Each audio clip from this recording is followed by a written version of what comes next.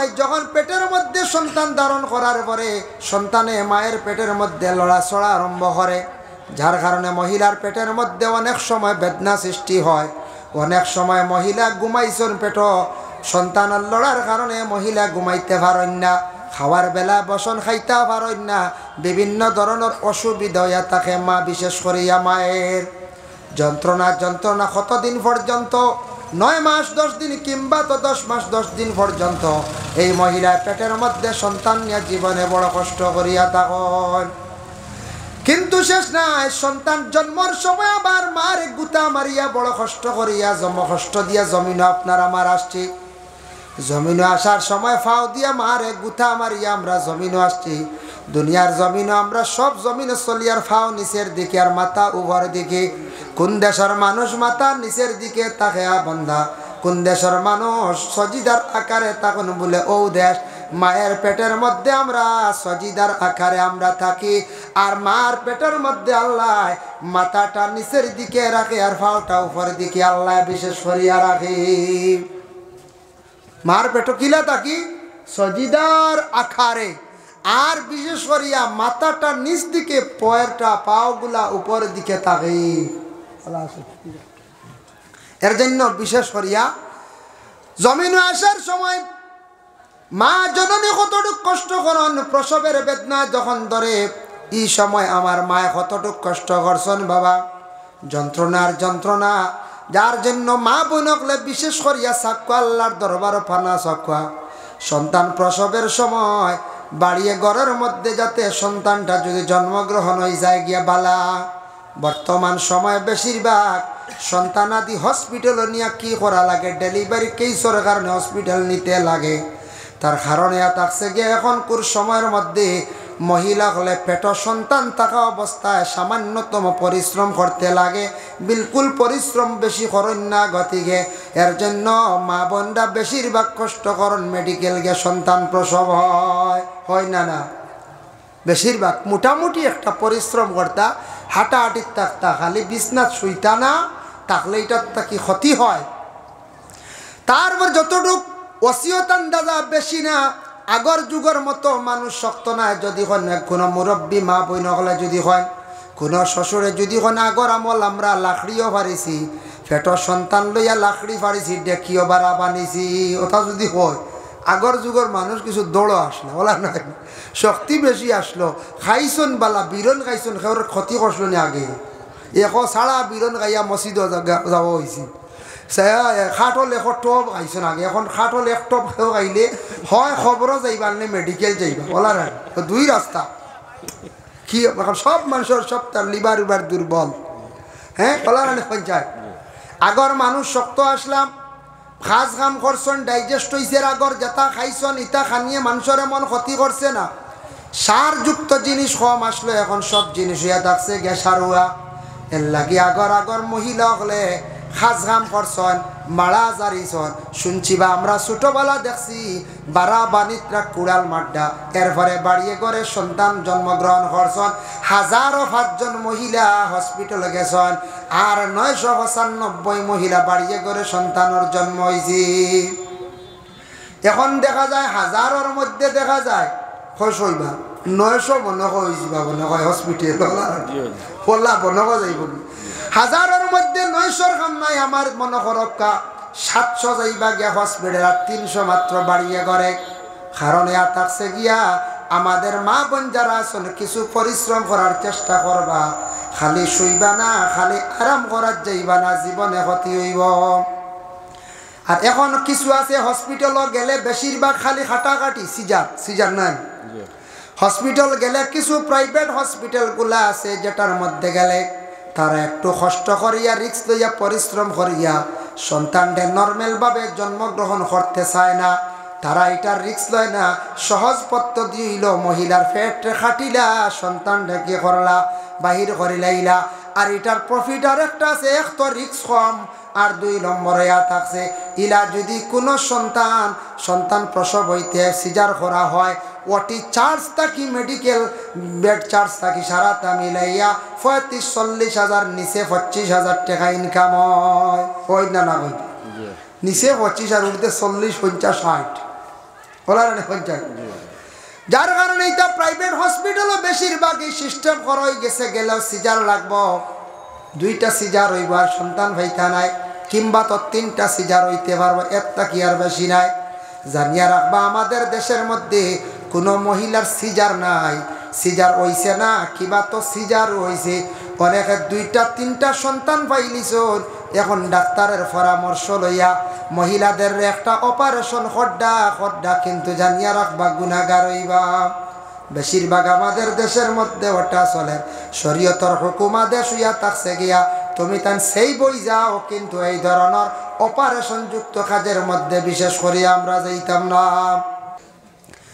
যেমন আল্লাহ পাক রব্বুল আলামিন পবিত্র কালামুল্লাহ শরীফের মধ্যে আল্লাহর যাতে ঘোষণা করেন, ওয়ালাকাদ খালাকনাল ইনসানা মিন সুলালাতিম মিন তিন।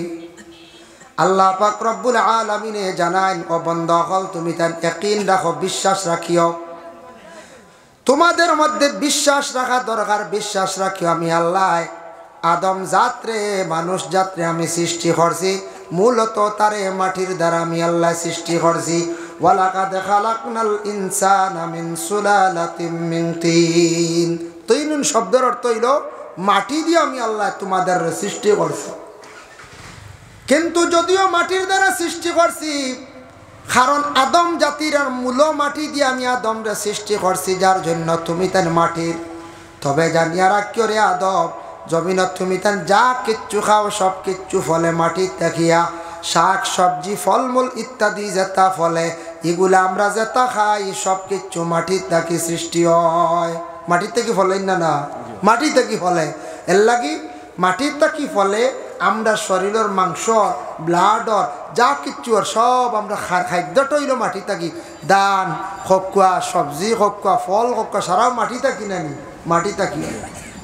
আল্লাহ কইত্রা বন্দা দেখো তোমার সৃষ্টি করছি মাটির তাকি, তবে দেখো আমি মাটির তাকি সৃষ্টি করার পরে কিলা সৃষ্টি তোমারে আমি করলাম, সুম্মা জাআলনাহু নুতফাতান ফি কারারিম মাকিন।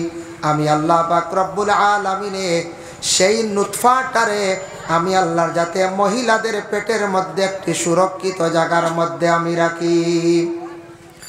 এই আয়াতর ব্যাখ্যা তাফসীরে ইবনে কাসির হাফিজ আহমাদউদ্দিন ইবনে কাসির রহমাতুল্লাহি তাআলা আলাইহি বর্ণনা করেন, লেখছেন বলে পুরুষের বীর্য যেটা আছে সেটার থাকি আল্লাহ পাক রব্বুল আলামিন মানে সন্তানের হাড্ডি আল্লাহ সৃষ্টি করেন, আর মহিলাদের অভাব যেটা আছে সেটার থাকিয়া প্রত্যেক সন্তানাদির গোশতরে মানে মাংসরে আল্লাহ সৃষ্টি করেন। ও বান্দা তোমার সৃষ্টি করতে গিয়া কি কি সিস্টেমে কি কি রকমে আমি আল্লাহ সৃষ্টি করলাম। সুম্মা খালাকনান নুতফাতা আলাকাতান ফাখালাকনাল আলাকাতা মুদগাতান ফাখালাকনাল মুদগাতা ইযামান ফাকাসাওনাল ইযামা লাহমা। সেই নুতফা যেটা মহিলার পেটের মধ্যে রাখার পরে ওটার মধ্যে আমি আল্লাহ পাক রব্বুল আলামিনে পরিবর্তন করে। কতদিন পরে পরিবর্তন হয় বলে প্রথম 40 দিন পরিবর্তন হয়, 40 দিনের সঙ্গে সঙ্গে আমি আল্লাহ আলাকা রক্তর দ্বারা পরিবর্তন করিলাই। এরপরে আরো 40 দিনের ভিতরে আমি আল্লাহ যাতে মাংসর দ্বারা মানে পরিবর্তন করি, আরো 40 দিনের ভিতরে আমি আল্লাহ পাক রব্বুল আলামিনে সেই হাড্ডি দিয়া মানুষের একটা সুরত্রে বানাইয়া মাংস দিয়া গুড়িয়া আমি আল্লাহ পুরা মানুষের একটা গঠন আকার আমি আল্লাহ সুরত করিলাই। ও 340-এ 120 দিন, কতদিন হইল 340-এ 120 দিন, 4 মাস। আবার রুহ দেওয়া হয়েছে না মার গর্ভে। প্রথম 40 দিনও পরিবর্তন হয় রক্ত, তারপরে 40 দিনও মাংস, তারপরে 40 দিনও পুরা সন্তানের গঠন। তখন মহিলারা বুঝতে পারেন আমি একজন গর্ভধারিণী মহিলা, আমার আল্লাহ একজন সন্তানের মালিক বানাইতে আসেন। স্বামী স্ত্রী উভয়ের মধ্যে একটা আনন্দ জাগিয়া থাকে বাবা। এর লাগে কোনো সময় দেখবা মহিলারা নতুন অবস্থায় গর্ভধারণ করার পরে মহিলাদের বিভিন্ন ধরনের যন্ত্রণা সৃষ্টি হইয়া থাকে। প্রথম অবস্থায় যেই সময় মহিলাদের গর্ভধারণের মধ্যে যন্ত্রণা সৃষ্টি হয়, যত দিন বাড়ে তত বেশি মহিলাদের যন্ত্রণাটা খালি বাড়িতে থাকে। বলে আল্লাহর বান্দেগান তাফসীরের মধ্যে লেখছেন হযরতে আলী রাদিয়াল্লাহু তাআলা আনহু থেকে বর্ণিত, যখন একজন মহিলা গর্ভধারণ করলা, সন্তানের মালিক হইতা, ওই সময় প্রথমে একজন ফেরেশতা যান সেই মহিলার নিকটে। যাওয়ার পরে কয়, আল্লাহ আপনি এই মহিলার পেটে যে সন্তান দিতরা, আল্লাহ সন্তানটা ছেলে দেওয়াইতো না মেয়ে দেওয়াইতো, আপনি কোয়া। আয় আল্লাহ ছেলে দিলে আমি লিখতাম, মেয়ে দিলে লিখতাম।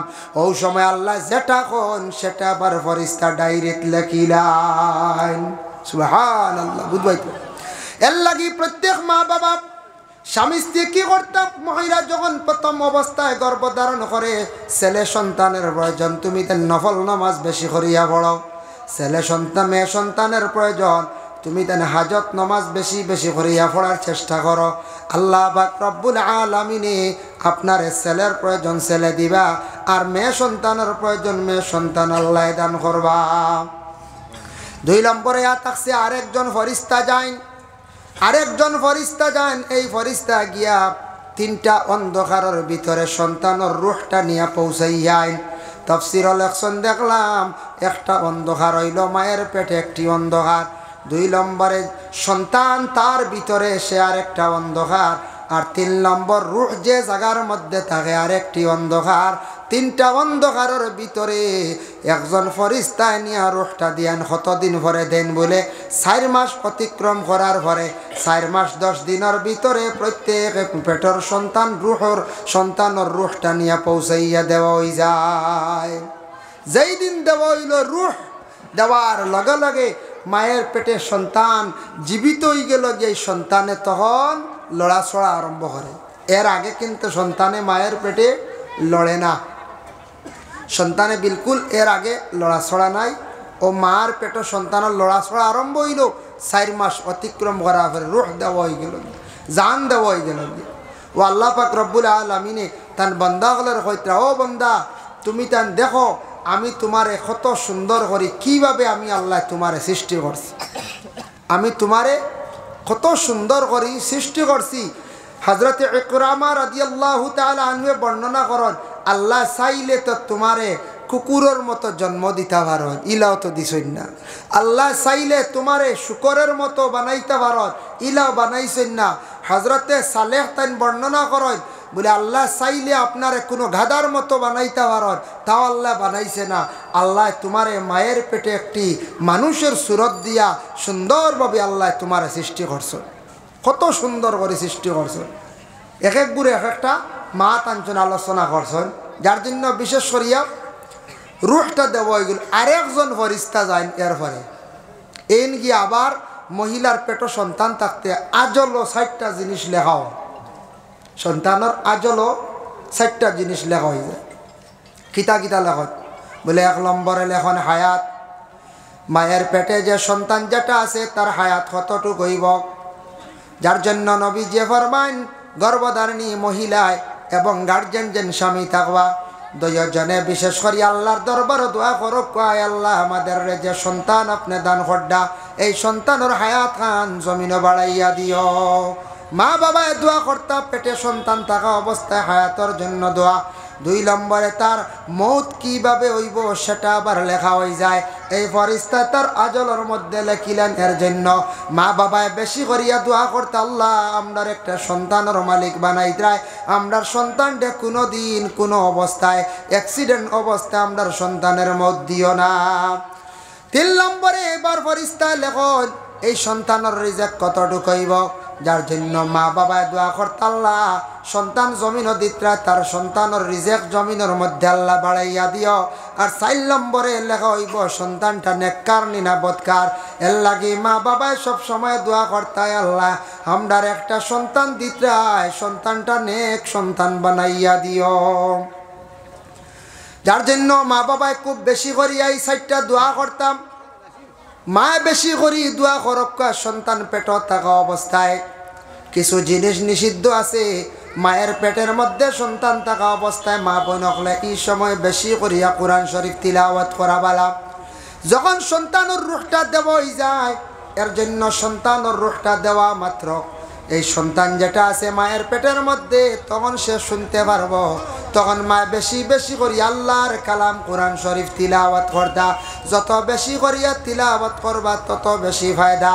আর সামনে কঠোরভাবে গড় স্ত্রীরে গালি গালাজ করতায় না, অশ্লীল ভাষা দিয়া গড়র বিবিরে গালি গালাজ করতায় না। যেহেতু মহিলার পেটের মধ্যে একজন জীবিত মানুষের পেটের মধ্যে আল্লাহ একজন জীবিত মানুষ রে, সেই মা মানুষের পেট আল্লাহ রাখছন জীবিত নানি, মাও জীবিত, সন্তানও জীবিত নানি।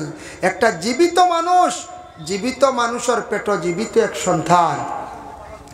যার জন্য আল্লাহর বন্দেগান এর লাগি আল্লাহকে বাঁচতে এমত অবস্থায় মহিলা হল একটু সচেতন থাকা দরকার। কোনো মহিলা গর্ভ ধারণ করার পরে আমাদের দেশে দেখবায় কুটুম বাড়ি যাইতে কিছু মানা করার ঠিক আছে, যেসা জায়গাত ঘুরাফিরা করতা না, যেসা জায়গাত যাইতা না, এমত অবস্থায় মহিলার প্রতি কোনো বেগানা পুরুষ খারাপ কোনো পুরুষের দৃষ্টি পড়ত না। যদি পড়ে দেখো কা মানুষের চক্ষুর মধ্যে নজর ভালো আছে খারাপ আছে, একটা হইল গিয়া নেক নজর আর একটা থাকছে গিয়া বদ নজর। বদ নজর একটা আছে না, নজর লাগি যে আমরা উড়ি ডুবাত টুলা লাগাই নি না, না যে সদু ডুবাত কোনো সময় নজর লাগি যে আমরা টুলা লাগাই। একগুড়া মানুষের চকুর মধ্যে বড় বদ নজর আছে, এই মানুষের যদি কোনো সদু বা চাইলায় সবজি বা যদি চাইলায় কোনো ভালো ফসল বা যদি চাইলায় আপনার ফসলের ক্ষতি হয়ে যাইব গিয়া। এর লাগে মহিলা হল এই সময় খুব বেশি হেফাজতে লুকায়িত অবস্থা থাকার চেষ্টা করতা। এক তো মহিলা যেহেতু তার পর্দার হুকুম আসছে, আর 2 নম্বর এই সময় পেটে সন্তান থাকা অবস্থায় যদি খারাপ কোনো মানুষে বদনজরে যদিও চায়, যেটার কারণে সন্তানের জীবন একবারে জ্বলি যাইব, অন্ধকার হয়ে যাইব। যার জন্য আল্লাহর বন্দেগান আল্লাহ জানাই দেও বন্ধুগণ, তোমরা একটু খেয়াল করো, চিন্তা করো রে বন্ধা, আমি আল্লাহ তোমার সৃষ্টি করতে সময় কত সুন্দর করিয়া তোমাদের আমি আল্লাহ সৃষ্টি করলাম। মার পেট থাকা অবস্থায় আমি আল্লাহ তোমাদের খাদ্য রেডি করলাম, আর জমিনও আসার আগে তোমার খানিও আমি আল্লাহ পাক রব্বুল আলামিনে রেডি করিয়া রাখছি। কতটুকু আসার আল্লাহ করছেন না আপনারা আমারই। মার পেট কি খাইতায় আল্লাহ জানান, মায়ের পেট তখন তুমি ছোট, তুমি খাইতে পারতা না, মুখে আমি পবিত্র রাখলাম।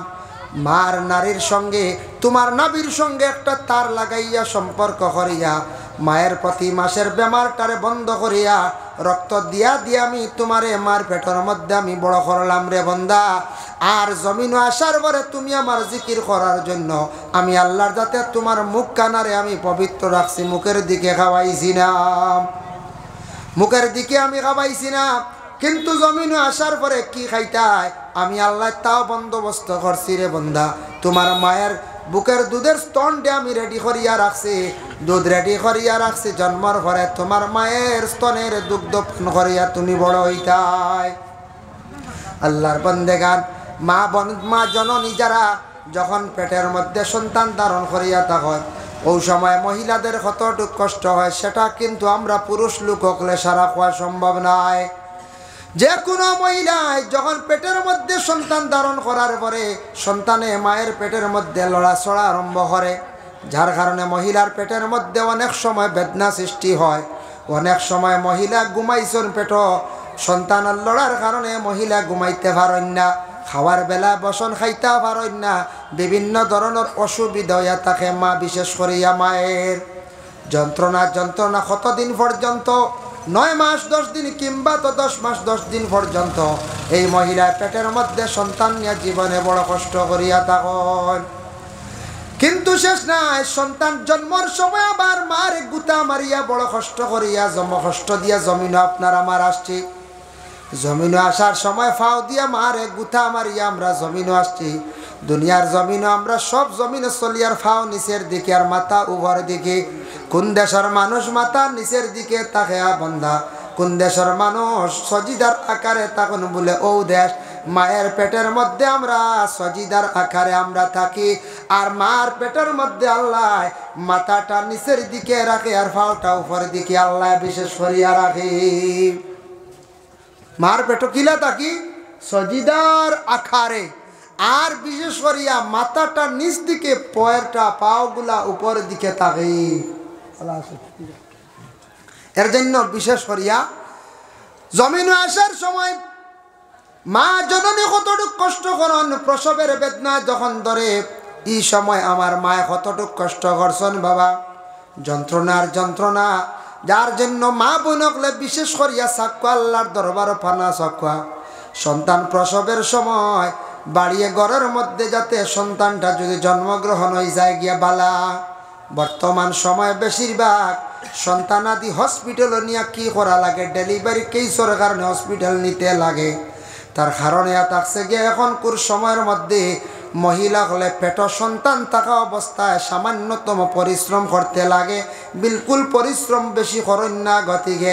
এর জন্য মা বোনরা বেশিরভাগ কষ্ট করেন, মেডিকেল গিয়ে সন্তান প্রসব হয় না না বেশিরভাগ মোটামুটি একটা পরিশ্রম করতা, হাঁটাহাঁটির থাকতা, খালি বিছনাথ শুইতা না থাকলে এটার কি ক্ষতি হয়। তারপর যতটুক ওসিয়ত আন্দাজা বেশি না, আগর যুগের মতো মানুষ শক্ত না। যদি হন কোনো মুরব্বী মা বইন হলে, যদি হয় কোনো শ্বশুরে, যদি হন আগর আমল আমরা লাকড়িও পারিছি, ফেটর সন্তান লইয়া লাকড়ি পারিছি, ডেকিও বাড়া বানিয়েছি, ওটা যদি হয় আগর যুগের মানুষ কিছু দৌড়ো আসলো বলা নাই, শক্তি বেশি আসলো, খাইছন বালা বিরন খাইছন, খেয়ে ক্ষতি করছিল না আগে। এখ ছাড়া বিরন খাইয়া মসজিদ যাব হয়েছি, খাটল এশ টপ খাইছন আগে, এখন খাটল এক টপ খেয়েও খাইলে হয় খবরও যাইবা নে মেডিকেল যাইবা বলা নাই, দুই রাস্তা। কি এখন সব মানুষের সব তার লিভার উবার দুর্বল, হ্যাঁ বলা নাই পঞ্চায়েত। আগর মানুষ শক্ত আসলাম, খাস কাম করছেন, ডাইজেস্ট হয়েছে, আগর যেটা খাইছেন ইটা খানিয়ে মানুষের এমন ক্ষতি করছে না। সারযুক্ত জিনিস কম আসলো, এখন সব জিনিস হইয়া থাকছে গ্যাসারুয়া। এর লাগি আগর মহিলা হলে খাস কাম করছেন, মারা জারিছন, শুনছি বা আমরা ছোটবেলা দেখছি বারা বানিতরা কুড়াল মাড্ডা, এরপরে বাড়িয়ে করে সন্তান জন্মগ্রহণ করছেন, 1005 মহিলা হসপিটালে গেছেন, আর 995 মহিলা বাড়িয়ে করে সন্তানের জন্ম হয়েছে। এখন দেখা যায় 1000-এর মধ্যে দেখা যায় খুশ হইবা 900 মনে হয়েছি বা মনে হয় হসপিটাল বললা মনে যাইব, 1000-এর মধ্যে 900-র কাম নাই। আমার মনে করক্কা 700 যাইবা গিয়া হসপিটাল, আর 300 মাত্র বাড়িয়ে করে। কারণ এ থাকছে গিয়া আমাদের মা বোন যারা আছেন কিছু পরিশ্রম করার চেষ্টা করবা, খালি শুইবা না, খালি আরাম করার যাইবা না, জীবনে ক্ষতি হইব। আর এখন কিছু আছে হসপিটালও গেলে বেশিরভাগ খালি খাটাখাটি, সিজার নাই। হসপিটাল গেলে কিছু প্রাইভেট হসপিটালগুলো আছে যেটার মধ্যে গেলে তারা একটু কষ্ট করিয়া রিস্ক লইয়া পরিশ্রম করিয়া সন্তানদের নর্মালভাবে জন্মগ্রহণ করতে চায় না, তারা এটার রিস্ক লয় না। সহজ পদ্ধতি হইল মহিলার পেট খাটিলা, সন্তানটা কি করলা বাহির করিলাইলা। আর এটার প্রফিট আর একটা আছে, এক তো রিস্ক কম, আর 2 নম্বরে থাকছে ইলা যদি কোনো সন্তান প্রসব হইতে সিজার করা হয়, ওটি চার্জ থাকি মেডিকেল বেড চার্জ থাকি সারাটা মিলাইয়া 35-40 হাজার, নিচে 25,000 টাকা ইনকাম হয় না না হয়, নিচে 25 আর উঠতে 40, 50, 60 বলা না 50। যার কারণে এটা প্রাইভেট হসপিটালও বেশিরভাগই সিস্টেম করা হয়ে গেছে, গেলেও সিজার লাগবো, 2টা সিজার হইব আর সন্তান ভাইতা নাই, কিংবা তো 3টা সিজার হইতে পারবো, একটা কি আর বেশি নাই। জানিয়া রাখবা আমাদের দেশের মধ্যে কোনো মহিলার সিজার নাই, সিজার হইছে না কিবা তো সিজার হইছে, অনেকে 2টা 3টা সন্তান পাইলিছ। এখন ডাক্তারের পরামর্শ লইয়া মহিলাদের একটা অপারেশন খড্ডা, কিন্তু জানিয়া রাখবা গুনাহগার হইবা। বেশিরভাগ আমাদের দেশের মধ্যে ওটা চলে, শরীয়তর হুকুমা দেশ হইয়া থাকছে গিয়া তুমি তান সেই বই যাও, কিন্তু এই ধরনের অপারেশন যুক্ত কাজের মধ্যে বিশেষ করে আমরা যাইতাম না।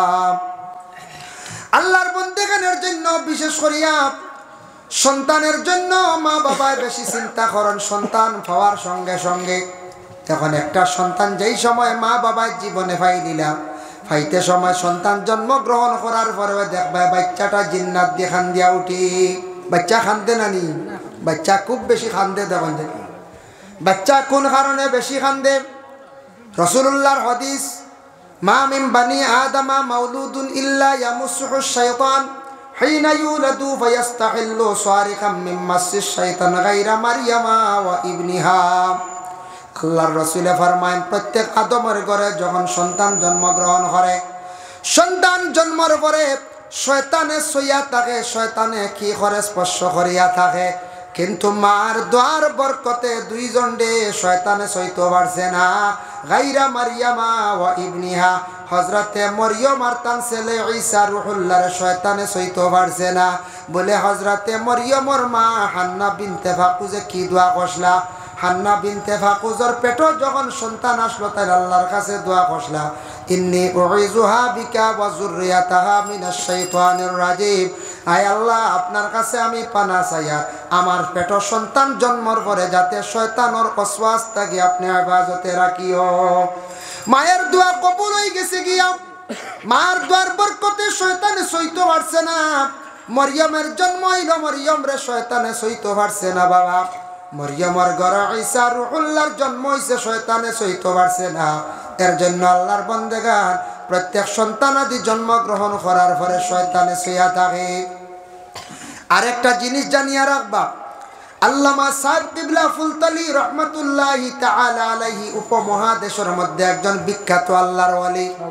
ধান একটা নসিহত আমি শুনছি, তবে কোন কিতাব তাকি কইছন আমার জানা নাই। শুনতি যেহেতু একজন ওলি আসলা, বড় ধরনের আলিম আসলা, তাই কইছন সন্তান জন্মগ্রহণ করার পরে সাহেব কিবলা ফুলতলি কইছন যে বাচ্চা বেশি খান দিব, যে বাচ্চাটা খান দিব জানি ওইগুর হায়াত বাড়িব, ওইগু বাঁচিব বেশ। আর যে বাচ্চা একবারে খান দিত নাই, একবারে বেম অবস্থায় থাকবো, এগু বেশ বাঁচিত না, এগু বেশি বেমারি থাকবো। এগু দেখছি আসো পরীক্ষা করি পাওয়া যায়। কোনো কোনো জায়গা দেখতা বেম বাচ্চাই তখন নানি বেম তালি লাগায়, ইটা খালি বেমার আজার দেখা যায়। তার লড়ন না সড়ন না জলদি আট হইল না, ওলা নানি ওলা কোনো কোনো জায়গা পাওয়া যায় মাঝে মধ্যে। যে বাচ্চা জাত জাতাইয়া খান দিব জানিয়া রাখবা, এখানে ডাক্তারে কইছে, সায়েন্সে কইছে, বাচ্চা খান দিলে তার হার্ট পরিষ্কার হয়, হার্টটা ক্লিয়ার হয়। বাচ্চারা খান দিত, তবে অধিক যদি বাচ্চা বেশি বা বেশিরভাগ যদি খান দিয়া থাকে, জানিয়া রাখবা আল্লাহর বন্দেগান সন্তানে সন্ধ্যার বেলা যদি খান দেয়, তবে জানিয়া রাখবা সন্ধ্যার বেলা বাচ্চা খান দিলে জানিয়া রাখবা শয়তানে বাচ্চারে কোনটা মারি চলায় মার নমাজ খোঁজা করাইতো, রোমাঞ্চর নমাজ উমাজ নষ্ট করতো। এর লাগে সন্ধ্যার বেলা দেখবা ছোট ছোট বাচ্চাদের খুব বেশি খান্দন না বলছে। গভীর রাত যদি খান্দে, কিবা তো কোনো দিনের বেলাও খান্দে, হরদম দিনে রাত্রি বেলা যদি বাচ্চাটা খান গিয়া থাকে, তবে খান্দনের তবিব আছে মেসা বকলর কাছে নেকুয়া, বড় সাপ বুজুর্গ অকলর কাছে নিয়ে ফু দেওয়া কুয়া, বালা সাপ অকলর আসর পড়লে ফায়দা হইব। এর লাগে খান দিলে ফায়দা আছে, বেশি খান দিলেও আবার তবিব ঘরক কুয়া। বাচ্চা যদি খান্দে কুলের মধ্যে নিয়া আল্লাহর জিকির আজকার করতে দেখো কুয়া। ছোট বাচ্চা তোরে কোনোদিন ডর দেখাইবা না, ভয় দেখাইবা না, হইবা শিয়ালাইয়র বা গাইয়র ইতা হইয়া বাচ্চার আর ডর দেখাইয়া ভিতর নষ্ট করবা না। এমন কোন দিন ডর ডরাইব, হুশ ডুলিব, সারা জীবন বাচ্চার ভিতরে খালি ডর থাকবো, ইলা হইতা না, হই না। আর কোন সময় মা বাবায় যদিও অন্তর দিয়া দিল দিয়া কইত্রা না, মুখ দিয়া কোন মোর কি রুবরা মরিয়া চাল তা কই না, ইটা কইতা না। মা বাবায় তোমার আওলাদে সাতাইব জীবনে, আওলাদ লালন পালন করতে জীবনে কষ্ট স্বীকার করতে লাগবো গো মা, জানিয়া রাখো। বাবা জীবনে আওলাদর আশা করছো, আওলাদ পাইতাই, আওলাদ কিন্তু অত ফালা সহজ নাই। আওলাদ পাওয়ার পরে আপনার উপরে দায়িত্ব, আওলাদ দেখাবাইতে লালন পালন করতে, এটা দায়িত্ব।